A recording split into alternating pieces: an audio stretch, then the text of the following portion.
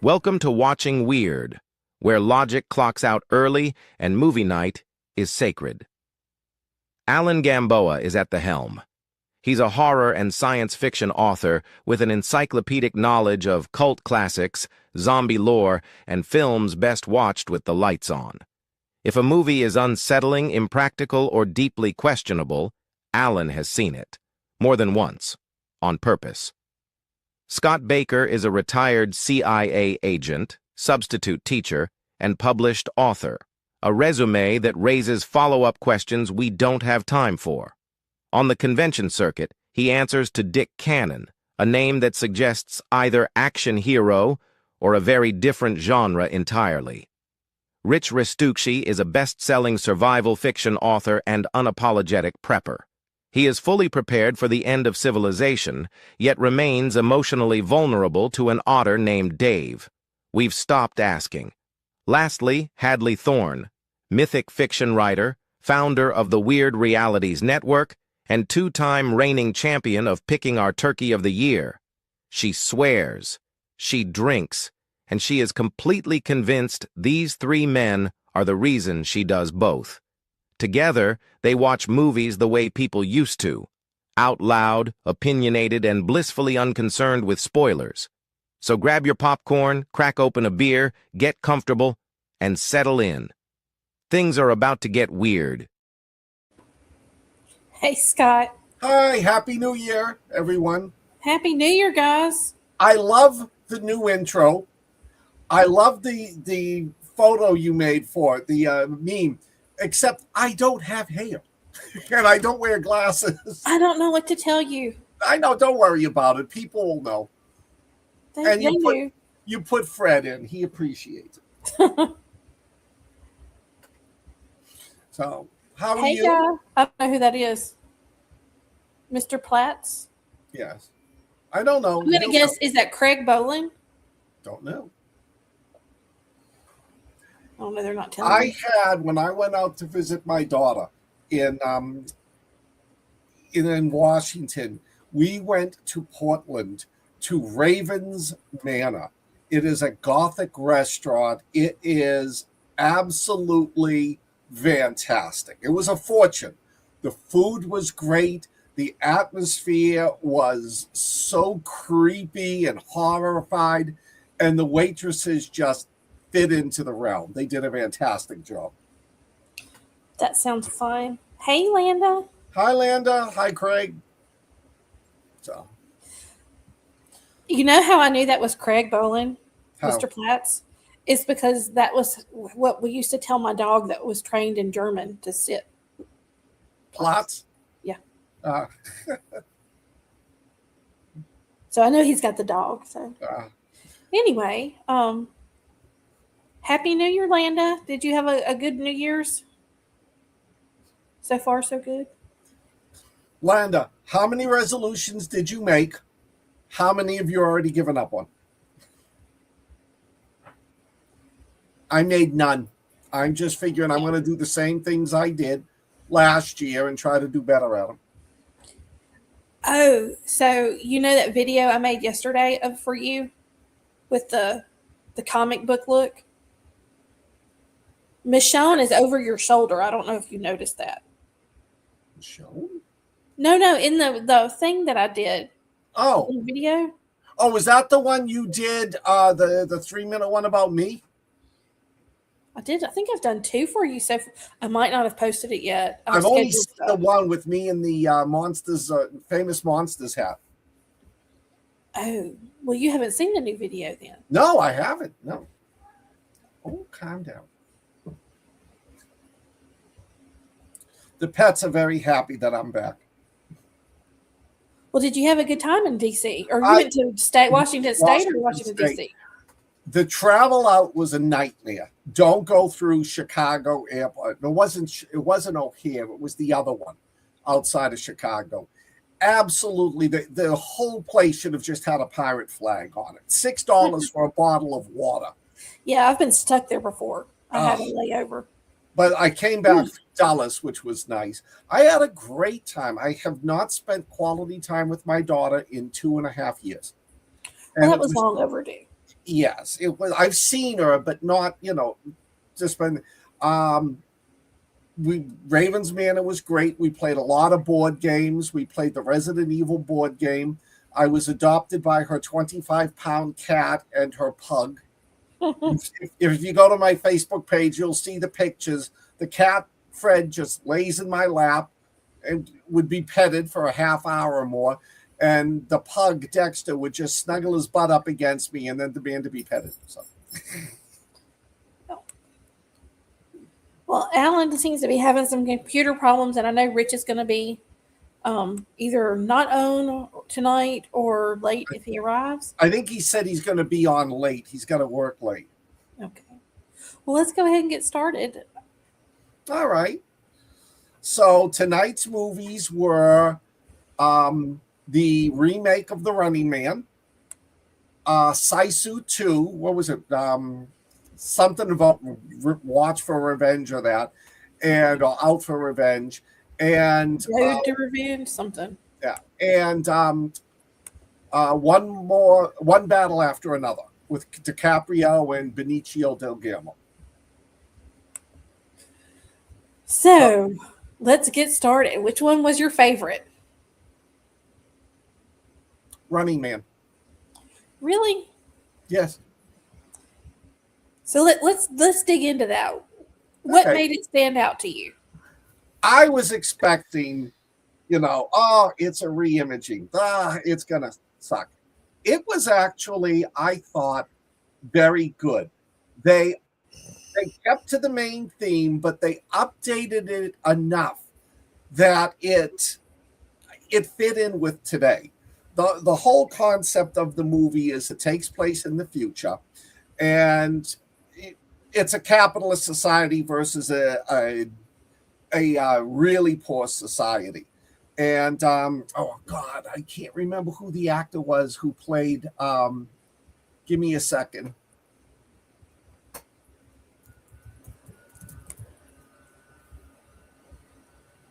Just give me a second here while I call it up on IMDb.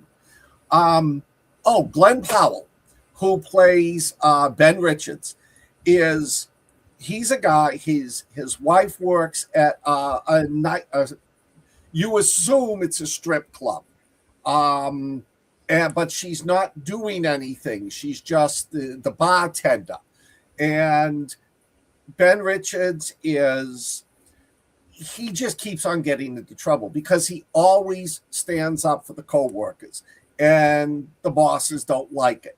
And he goes, he's like been fired from so many jobs, and their daughter has a bad case of the flu, but they don't have the money to take her to a doctor. All they're doing is like buying black market medications that suck. So the Running Man, and they do game shows in this one. Some of them are like really stupid, like some of the ones we got on today, but you don't make a lot of money. And this one is, wait a second. Okay. That's funny. I can't find, isn't Josh Brolin in this? Yeah, he was he's not kind of set up as the villain. So anyways, he's thinking, he decides he's going to go to one of these game shows. But they don't pay. And believe me, when you watch the game show, you'll think, oh, wait a minute, I saw that a couple of weeks ago. But the Running Man in this one is a completely different. You have 30 days to run. They send 4 or 5 hunters after you, but anybody can hunt you down. There's 3 of them that run. But if you succeed, if you beat the 30 days, you get $1 billion. And like he gets like $10,000 just for signing the contract, which he gives to his wife and kid. And the whole thing is him and the 2 others trying to survive for the 30 days. I think it's really well done. Josh Brolin is perfect. He is such a butthead in this movie. You love to hate him. He's like up there now in one of my top 5 bad guys. It's well written, fits for the time, because you can see there, and I'm not talking politics, but you can see there and see how, like, okay, I can see how it relates to what's going on now. Some good action scenes. The hunters are just, the 5 hunters are just badass. I mean, and it's got some humor in it. The scene when they're at the house in the woods with the old lady and the guy who's like, he's part of the underground movement, making papers and that. The scene when that house is attacked by the police is just hilarious. I was laughing my butt off on that one. It was good. It's not great. It's not going to be one of my favorite movies of the year, but I think it, as a re-imaging of an original movie, it was done well, and it was different enough that you didn't get bored with it, but it didn't like ruin the whole concept of the original Running Man. What'd you think? Well, I saw that this made that it was a lot more true to the short story, The Running Man, that Stephen King wrote under Richard Bachman. Oh God, I don't know that was a long time ago, back in childhood when he did that. And so I kind of knew, I know, like when I saw the Schwarzenegger version of The Running Man, I was very disappointed. But I went into this movie thinking it was going to be more like that movie, so I still didn't know really what I was watching. And I'm not going to say I liked it like you did. I didn't. About halfway through, it got my interest. But for the most part, I just kind of thought it was slow and snoozy. And then, but when it did pick up, it was pretty good. And it had a lot of cameos from different actors. Like, I can't think of Scott Pilgrim. Someone can probably tell me who that actor is. Oh. He was the guy you're talking about. The one that had the underground printer in his house. I did not even recognize him. Huh. It's my superpower. I can usually recognize voices, and it'll drive me crazy until I figure out who it is. But so, like I said, I'm not going to say it was my favorite, but I would say this: I would not rent this movie. I would wait for it to come on TV free. Yes. This is not. That is what I will say about it. Yeah, I mean, it's, you know me. If I think a movie is horrible, I tell you don't watch it. I think you will enjoy this one. Like I said, it's not anything that's going to. This is not going to be one you watch once a year, but it's worth watching it once. Yeah, late night. You come in from the club. Yeah. You've had a couple of cocktails. It'd probably be really good. And Josh Brolin rocks the bad guy role. I didn't like Richard Dawson. I always pictured him as either Newkirk on Hogan's Heroes or Family Feud. He didn't make a good bad guy. Josh Brolin nails it. So. Well, I will say this for Landa, because I know she'll appreciate this, but Glenn Powell's abs could not save this movie for me.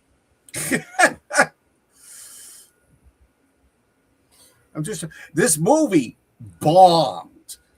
It cost $110 million to make it. Opening weekend, it grossed $16,000 in the U.S. and Canada. It's only made not 16,000, 16 million. It's in the U.S. and Canada. It's only been out now 2 months. It's made 37 million worldwide. It's made only 68 million. So they have not come anywhere. They have not covered their cost on this one. Yeah. So how do you rate it? I'm going to rate it a 3. It was just average. It wasn't anything special. Other than, like I said, Glenn Powell's abs, which could not save it for me. So. I'm giving it a 3.5 because it was better than most re-imaging, And I just love Josh Brolin in this one. He's the best in the whole. He's a really underrated, good actor. Yeah. And I think that he does a lot more like artsy, independent stuff than we probably know of. But his character in was it? What is it? Old Country for Old Men or New Country for Old Men? Yeah, Old I Country. love him in that. I just think, he's just such a solid character actor. The other one I loved him in was Men in Black 3. I haven't seen that. Oh, it's so good. Go sit down, guy. Go sit down. You got your treat. We don't know where Alan is. I know. There's Alan. Richard is stuck at work, and Alan is having computer problems. No, in Men in Black 3, he plays a younger version. The Fresh. God, I can't think of his name. The actor, Fresh Prince of Bel-Air. Will Smith? Will Smith, thank you. Will Smith's character has to go back in time to get a certain device to save the world of the future. And he meets oh my God, I am so bad with names this month. He meets his friend's younger self. Who plays the grumpy old guy in Men in Black? Tommy Lee Jones. Tommy Lee Jones, thank you. Who was also in New Country for Old Men. That's true, yeah.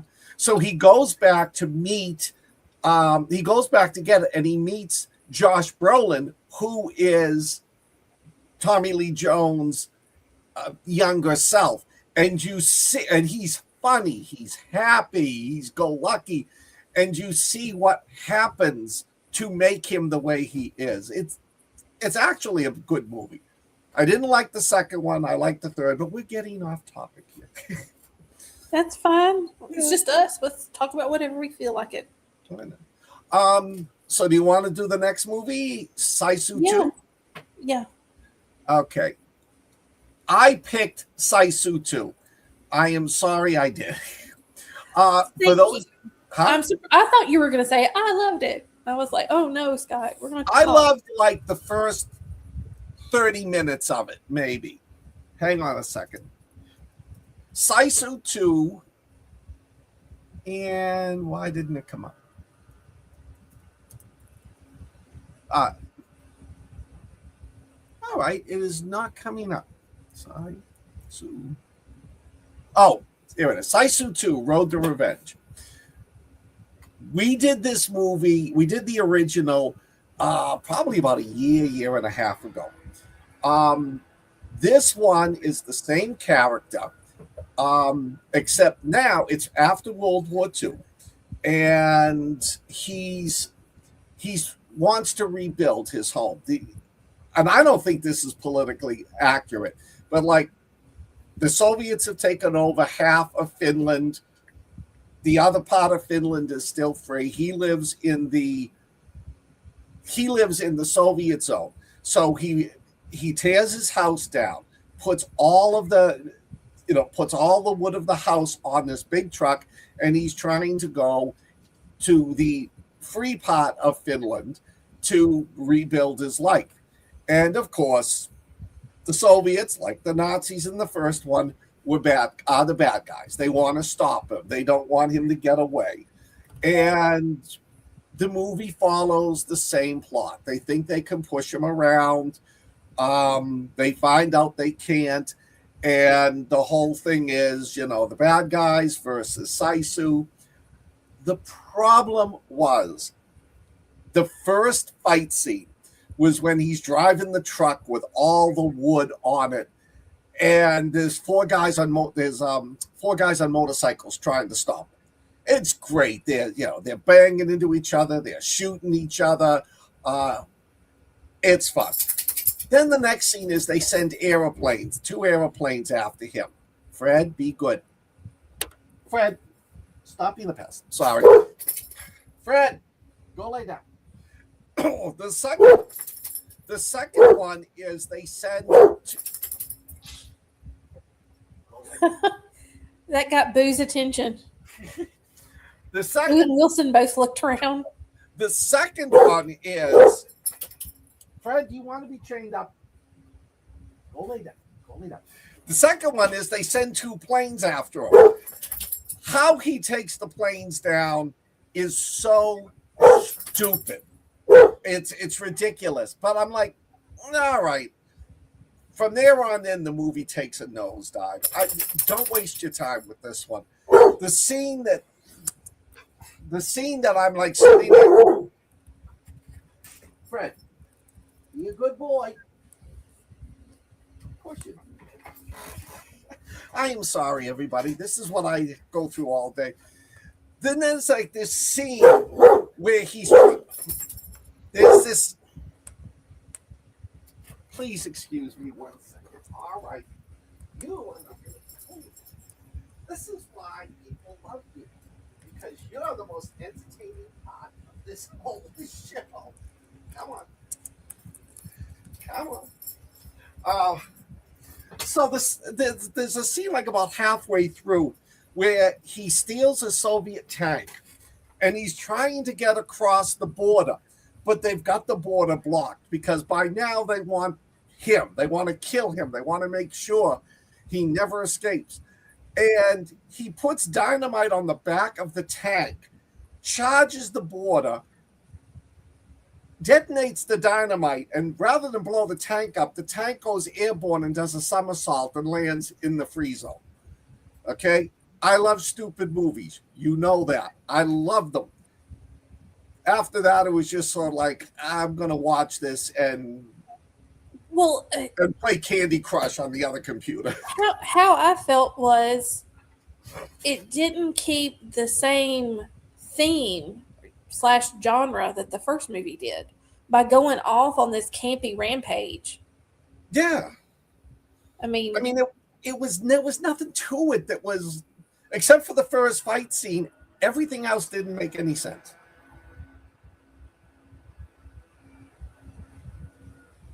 Go ahead. I'm sorry. Lee Edwards just made me laugh out loud. You like the ones I sent you, Scott? Yeah, he probably does, Lee. Yeah. Yeah, I mean, this was just a major, major disappointment. I've watched SISU. They just derailed. It just derailed somewhere. And I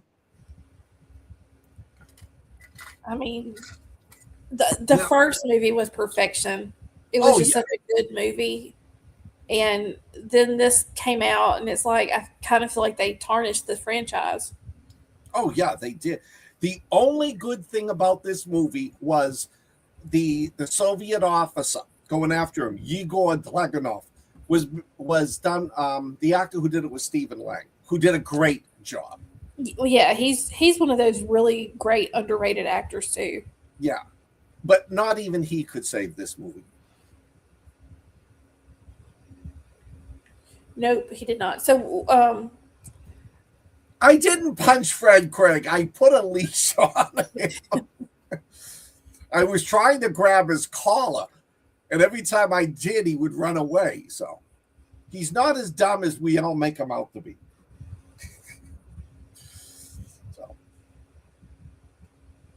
So do you have anything nice to say about this movie? Well, it's over. And they'll never be. Like I said, it was such a departure from the original movie, which I loved. It was hard for me to find my pacing with it. I really felt like I couldn't believe it was the same director.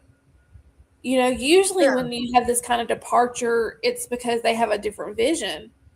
And I'm like, oh, was he high? I mean, what's going on here?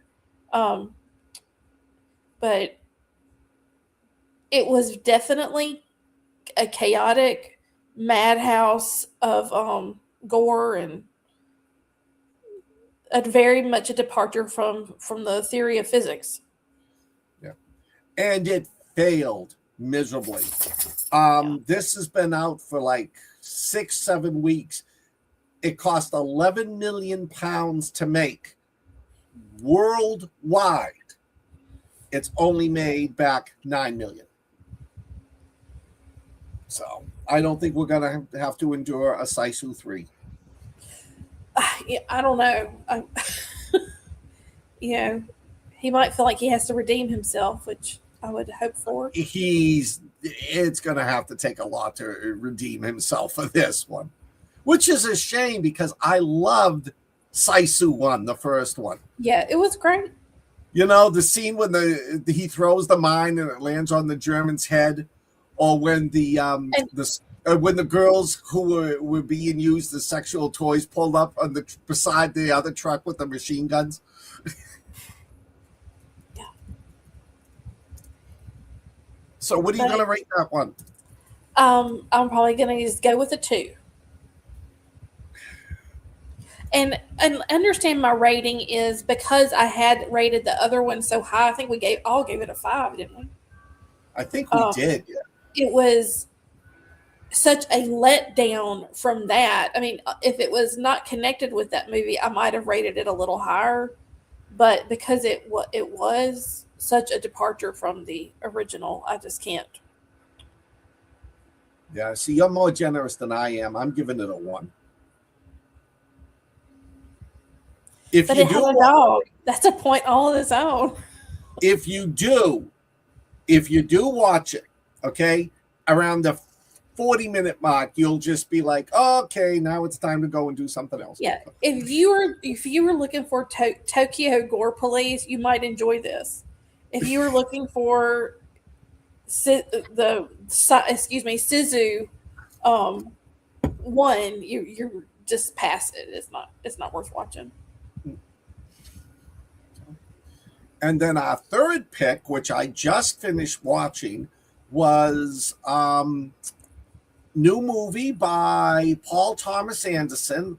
I don't know what else he's done. One Battle After Another. I just, looking through this, I just realized the Colonel Stephen Lockjaw.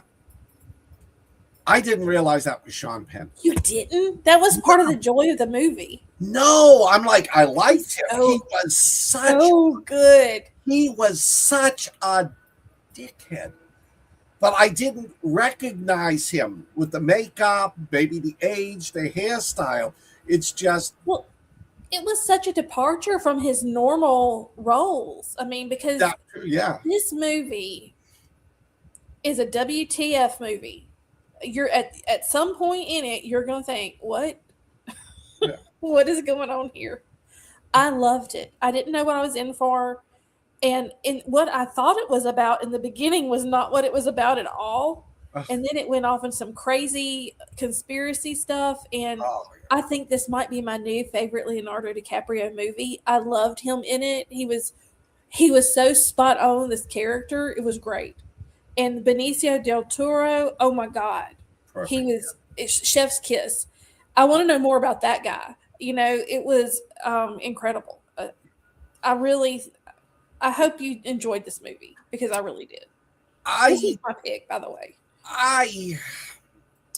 The whole concept of the movie is 16 years ago, there's this group of violent revolutionaries that are standing up, almost like a 1970s gang. They would rob banks, but they wouldn't hurt people. They'd plant bombs in federal buildings, but blow them up at 7:00 at night so nobody got hurt. And in one of the opening scenes, one of the female, and I don't know which one it was.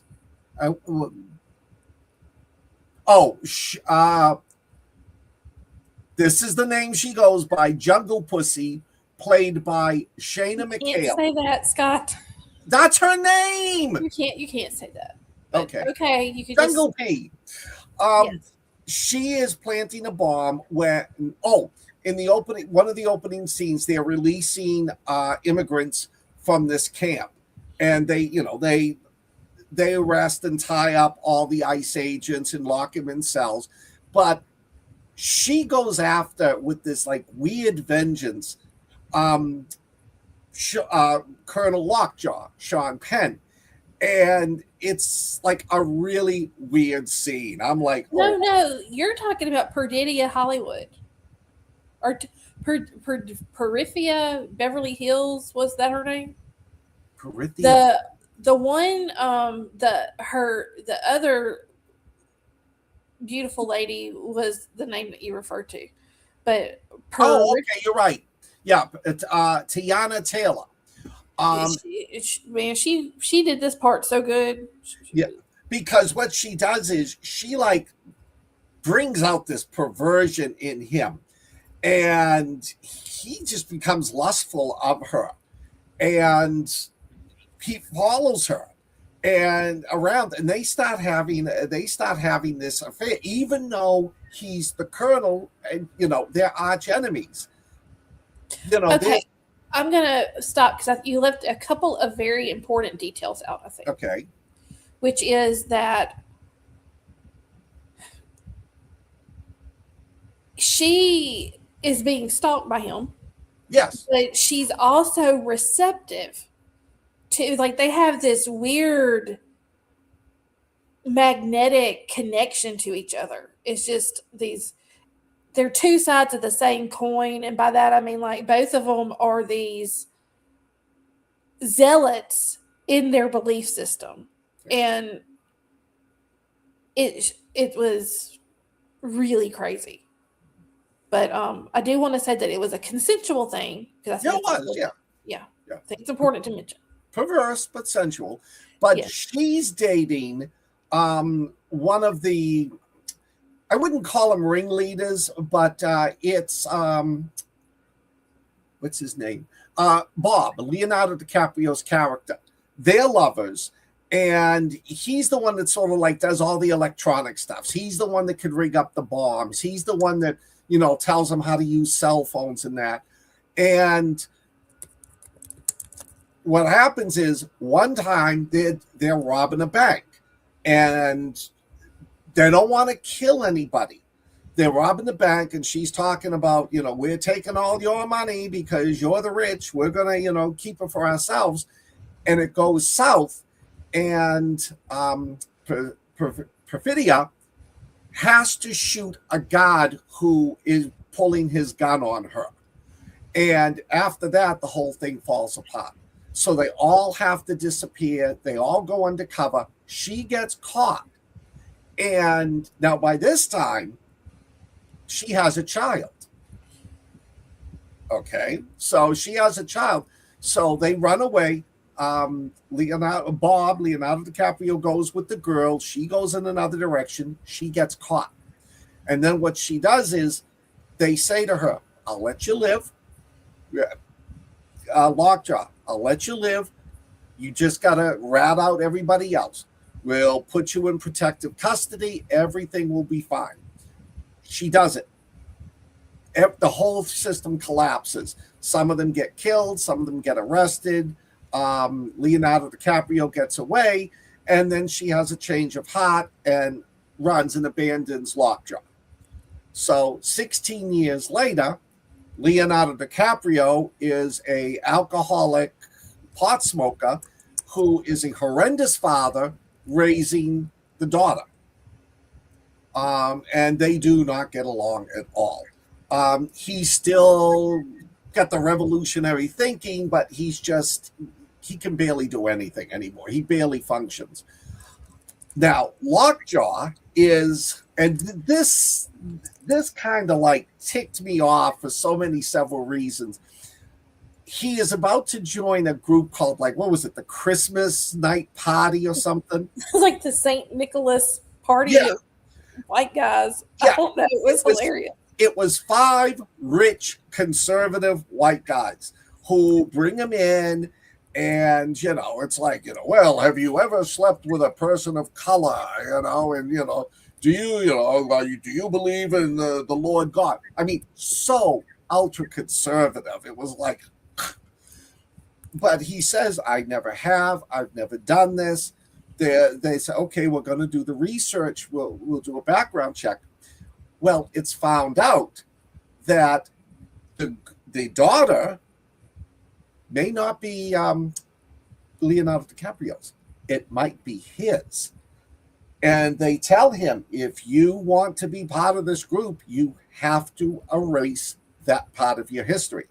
So now he comes tracking them all down, looking for the daughter. Because if she's his child, he has to eliminate her. But to find her, he has to go all after this entire group of people that have gone underground, and they're living normal. Most of them are living normal lives, and all of a sudden, these men and women are getting dug up, and they're getting hunted down and killed. It's a good movie in that way. I did not like, except for Benicio del Toro. He was a guy who his name in the movie was Sensei Sergio St. Carlos. And what he does, he was running an underground movement to anybody who snuck into the country illegally. He would funnel them to sanctuary cities. He wasn't into drug dealing, sex trafficking. He did a fantastic job on it. I liked him.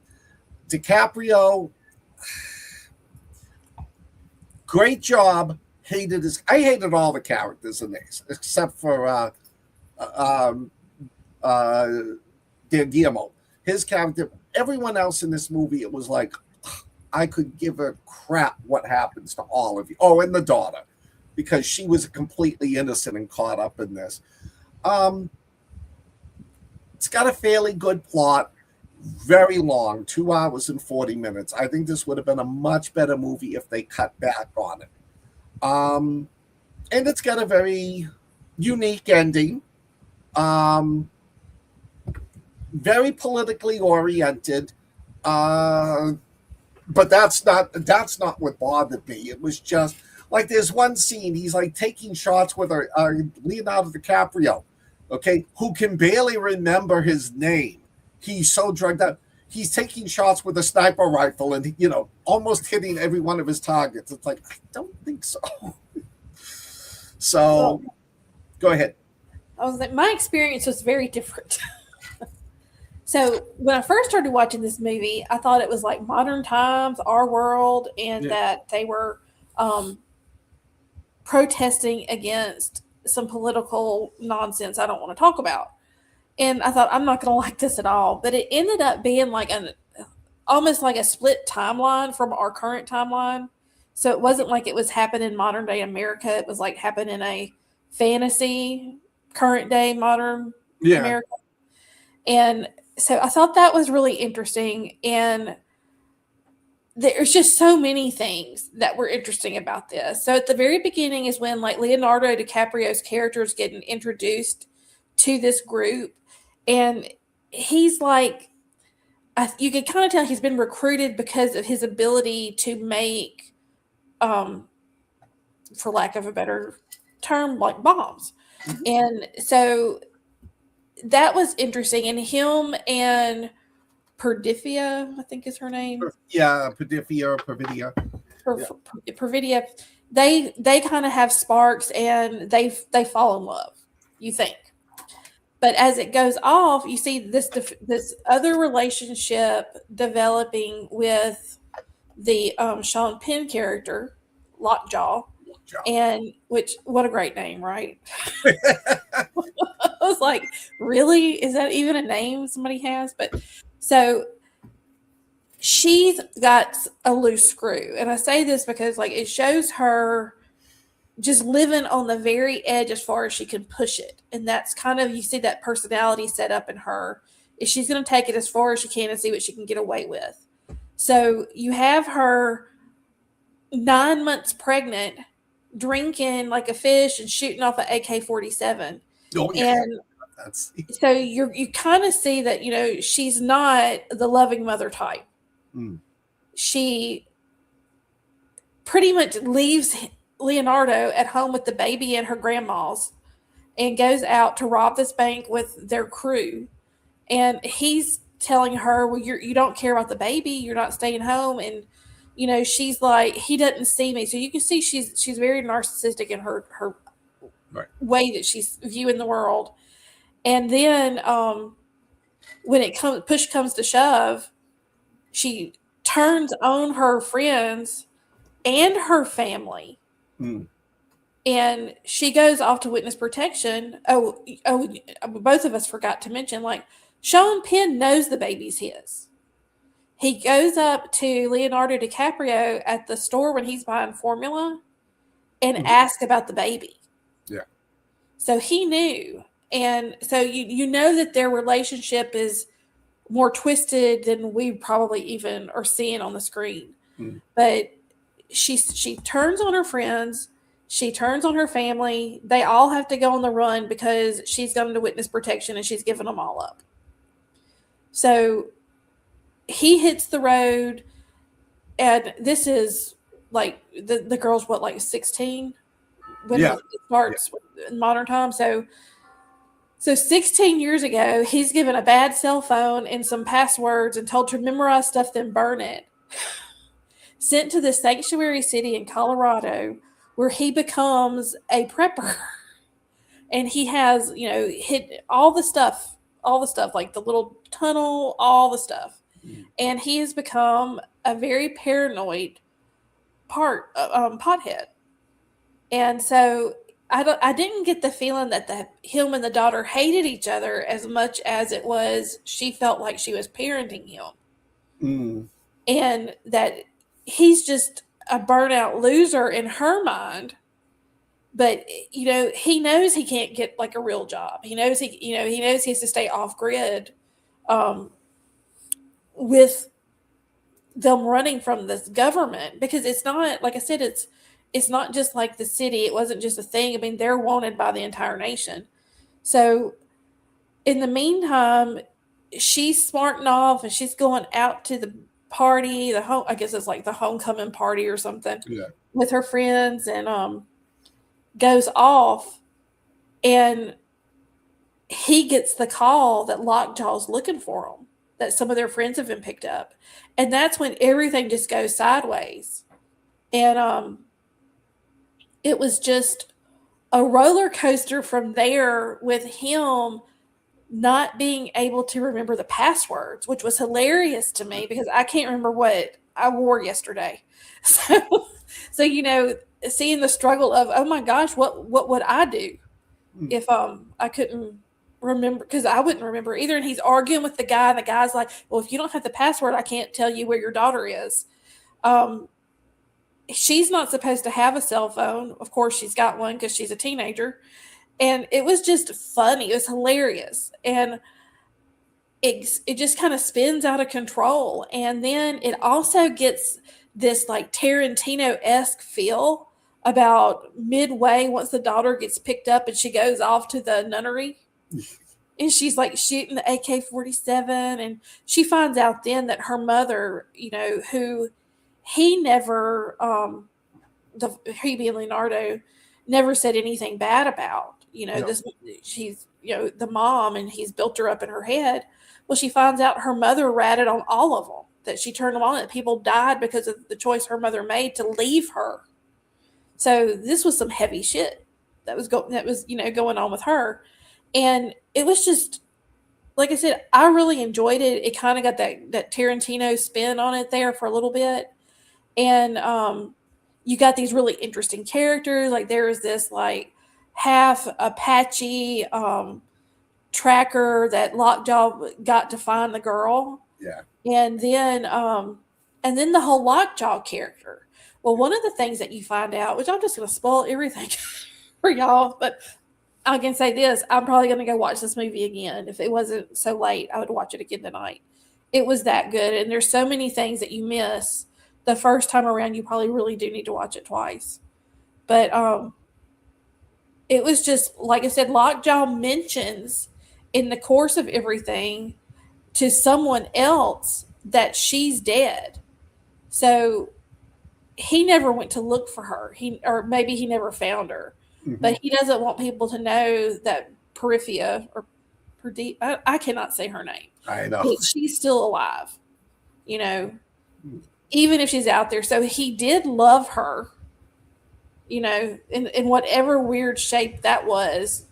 But yeah, he wanted to go be part of the St. Nicholas Christmas Club for white men. Yeah, where is Max? I don't know. So I'll probably watch it again. I watched it tonight, so I was under a lot of pressure to get it done. I might watch it in a couple of months again just to see anything I missed. See, but I didn't see humor in it. Oh, it was so funny to me. See, it's very dark humor, which I'm surprised you don't get. Well, maybe, like I said, I was like, I started watching it at 6, and it was like, oh crap, I got like 3 hours to watch a 2-hour, 40-minute movie. I just took that as a sign of how useless he'd become, Leonardo DiCaprio's character, and the ending. Not giving anything away. The ending is good. So, who's clipping? That's me clipping. Oh. They're making fun of my accent. I said throwed. Yeah. That's okay. Yes. No, I am from the deep South. You have a unique accent all your own. See, I don't hear it. I hear yours. No, I know. Nobody hears their own accent. It's like I gotta. He talked about you earlier. So. Well, I got a thick Boston accent, and one of the students in my class the other day asked if she could go get some water. That I heard. So what do you give this movie? I just love the Leonardo DiCaprio character, so I'm probably going to give it a 4.5. Like I said, I'll watch this again, and I'll enjoy it. And I've told everybody that I'm good friends with they should watch this movie, and I recommended it to y'all. Okay. I'm going to give it a 2, but I will watch the movie farther down the road, and I'll let you know if I like it better the second time around. Well, I'm interested to see. I wish that Alan or Rich were here to tell me they probably hated it too, but I really enjoyed it. Like I said, I thought it was fun. I think Leonardo DiCaprio playing a paranoid stoner was probably the highlight of my 2025. When I called it up on IMDb and saw that Lockjaw was Sean Penn, because I didn't recognize him. There was a lot of actors in it that I recognized, but I might not know their name. Like all of the old white men I recognized. Yeah. So we got a few minutes. Not giving anything away. Has anybody watched the last season? Last season of Stranger Things? Yes. Yes. Did you like it? The ending? Yes. I love the ending. Mm-hmm. Did you not? I loved it. I love the way. I thought it was appropriate. I love the way I love the whole last 2 episodes of the season. The action, the fight scenes, the fight scene in the, what is it called? The Down Under? The Upside Down. The Upside Down, where they're fighting that demon. That's all I'm going to say. I don't want to give anything away. Originally, I didn't like the long ending. But my sister pointed, because she's a huge Stranger Things, she pointed out that it was long, but it was the only way they could wrap up the season the way they did. So, yes, it's good. And I love the character. What was his head? What was the kid's name with the glasses? Dickhead Derek? Yeah. Yeah. Dickwad. Oh, let me just scream it. Sorry. Dickwad. It was Derek Dickwad. Derek Dickwad, yes. I'm now Delightful Dickwad. I'm like Delightful Derek. No, we need you as Dickwad Derek. He's a great character in it. Acting in it is fantastic. It's just, it was hard for me to remember the kids from when they were, 10 years they were ago. babies. They were babies. Yeah. But it's good. If you have not seen it, and if you're a fan of Stranger Things, watch it. Very good conclusion. It was. I liked, which I don't want to give spoilers for people. No, I'm not. It. So, I mean, I'm trying not to. I'm chewing my fingernails, guys. I want to tell y'all so much about it. It's not the ending I expected.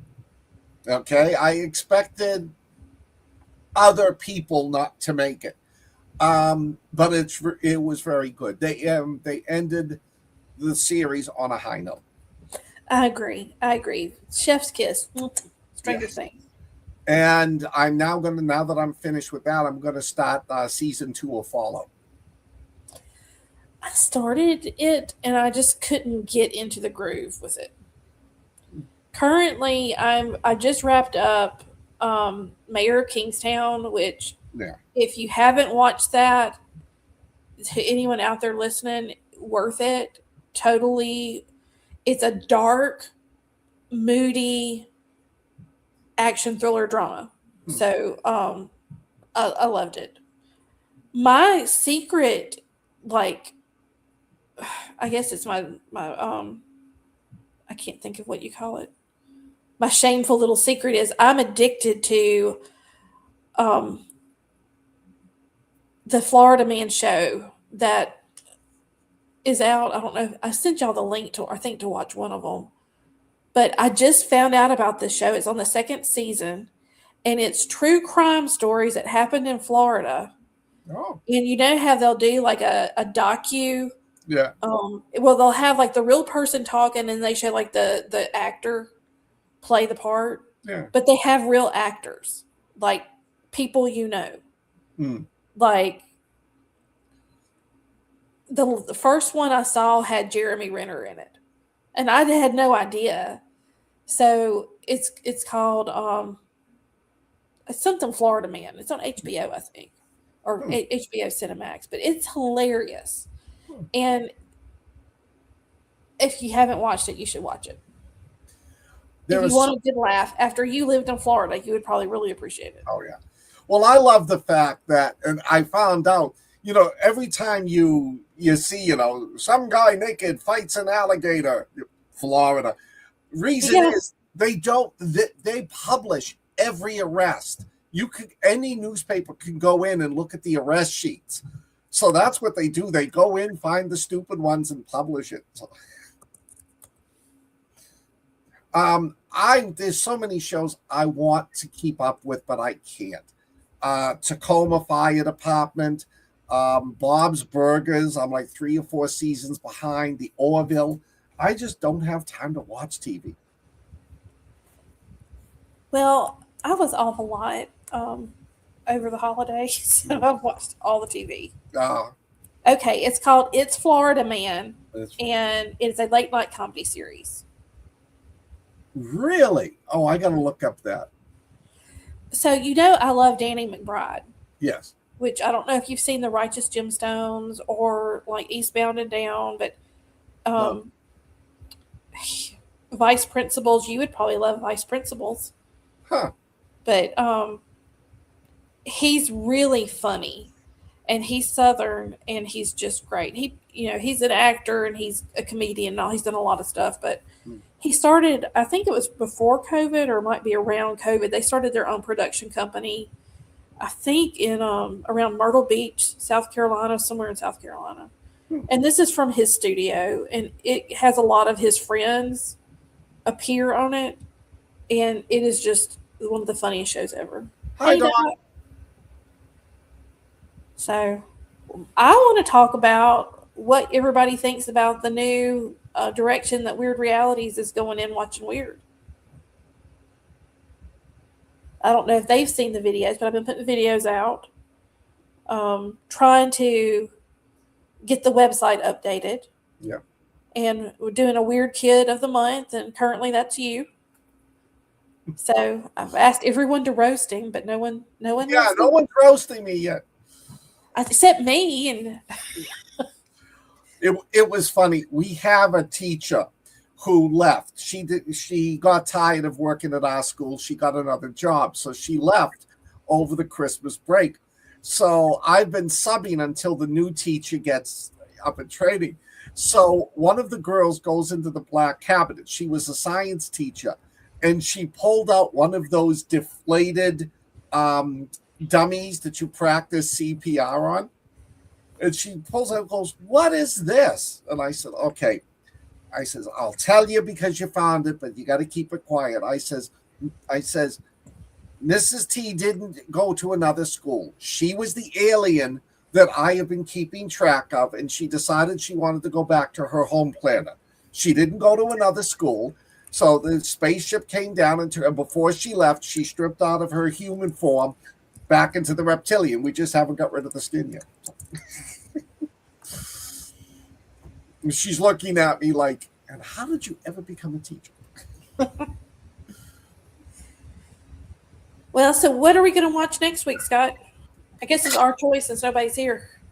I don't know. I like the idea you did. You came up with of just movies everybody has watched, whether they're horrible, whether they're great movies.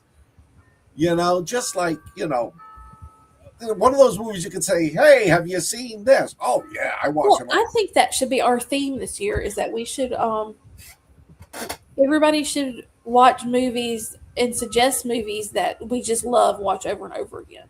Yeah. And one of those, and I know you don't like this movie because y'all don't.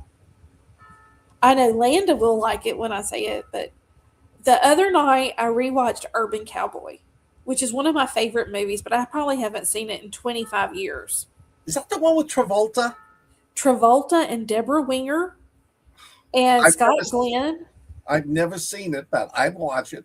Oh yeah, Hawk the Slayer. That is definitely one of my favorite.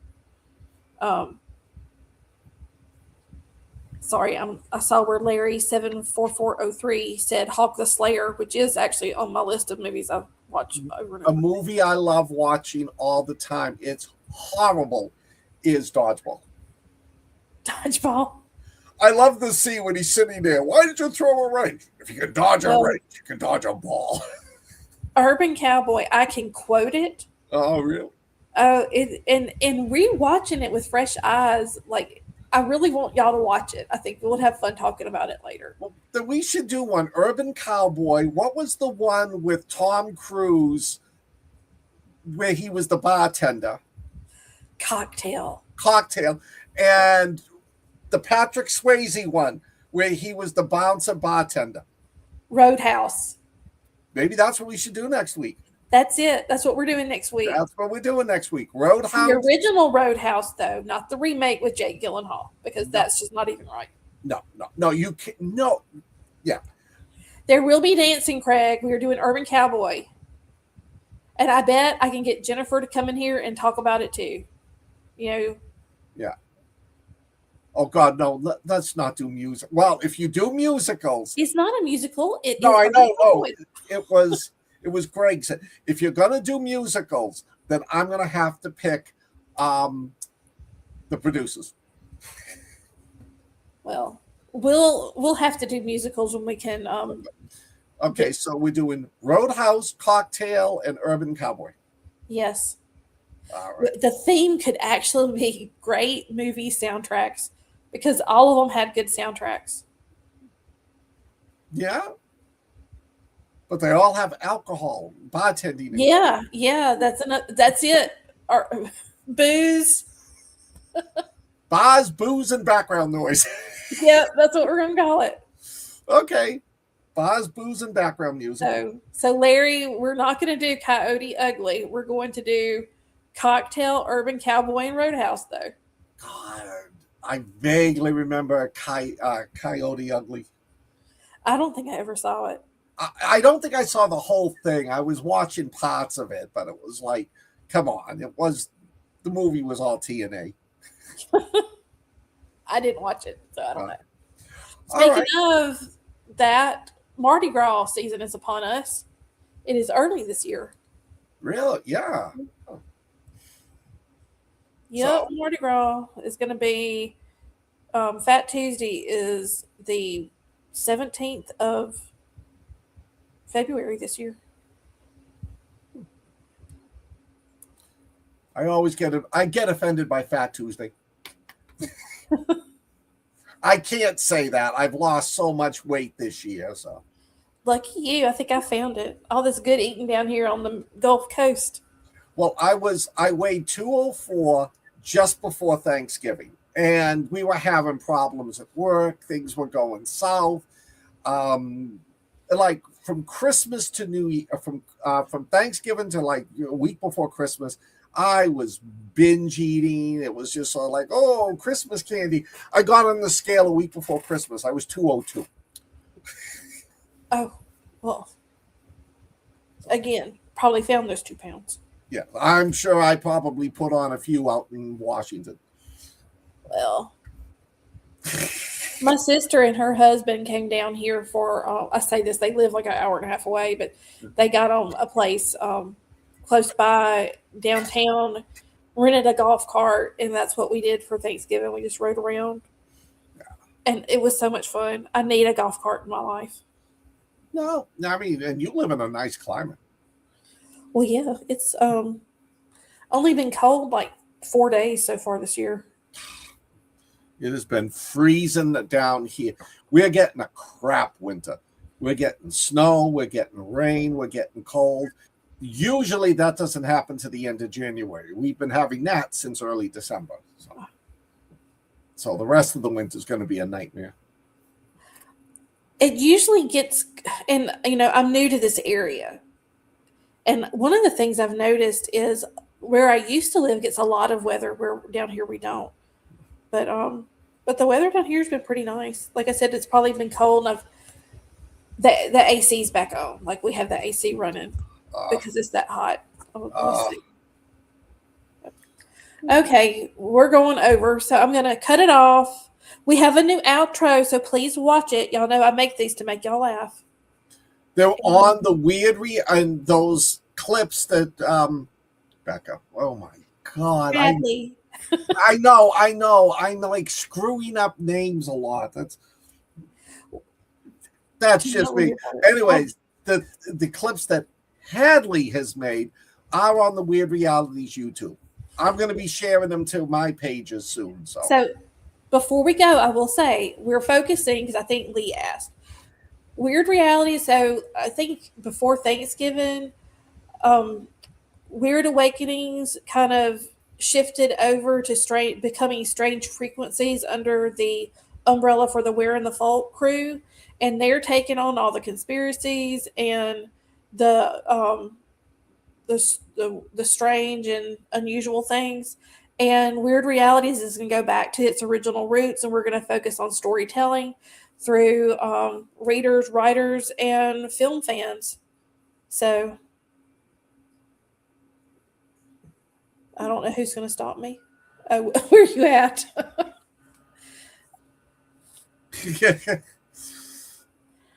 I am in a very interesting place. I'll tell you where I am if you want to stalk me.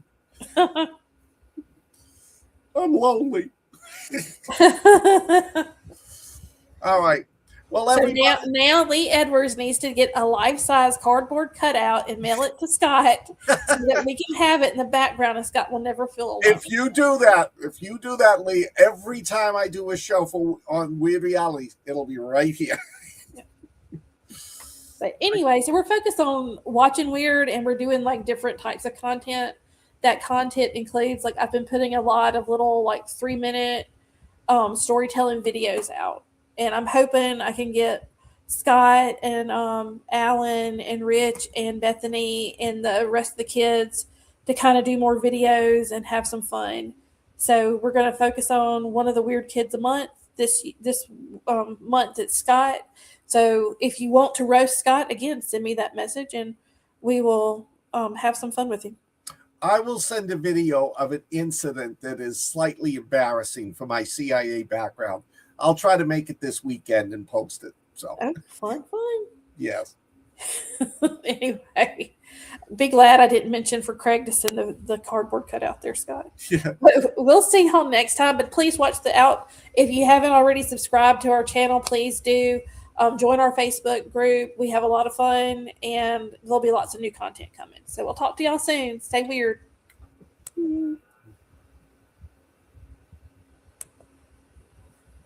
And that's a wrap. Or at least a pause until we make you watch something else questionable. If you enjoyed the chaos, the commentary, and the occasional deeply confident wrong opinion, make sure you stick around. Watching Wyrd is part of the Wyrd Realities Network, where you will find strange stories, forgotten legends, late-night conversations, and the kind of shows that feel less like content and more like hanging out with people who brought snacks. So follow, and subscribe to explore the other shows. We'll be back soon. Until then, stay curious and stay weird.